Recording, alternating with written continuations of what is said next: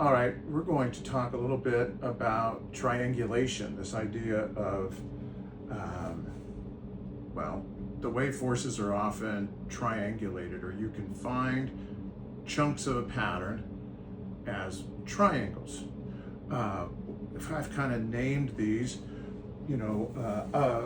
Upledger would do kind of an arcing, and he would kind of feel this movement like this, and they'd find the spot that was in this arc. You can do it, you can kind of give a little pull like this, and there's going to be a disturbance in the field. And so you can take this same principle. He never talked, at least I don't remember him talking about triangulation in that way.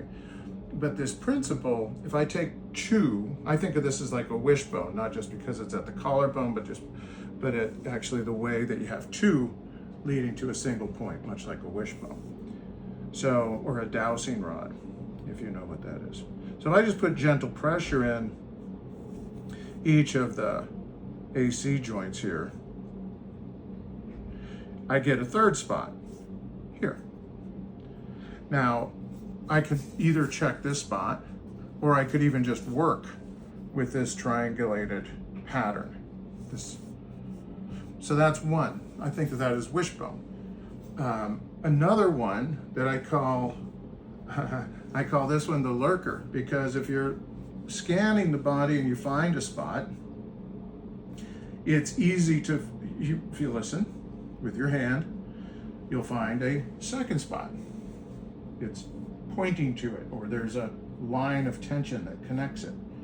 So there we have a connection, and when you connect these often, it's often quieter, and that's why I call it a lurker, is then you'll feel something in the background here. So it's kind of a pattern like, which, if you know the anatomy, it's probably mesenteric root cecum, probably mesenteric root, portal circulation, mesenteric root on the other side. So you got portal circulation in the digestive tract for the lower bowel, returning into the liver's portal vein. So that's again, that was the lurker, right? So I found it around the tension here, around the cecum, ileocecal, mesenteric root. Listened, pulls up towards the, not the gallbladder in this case, more up towards the portal.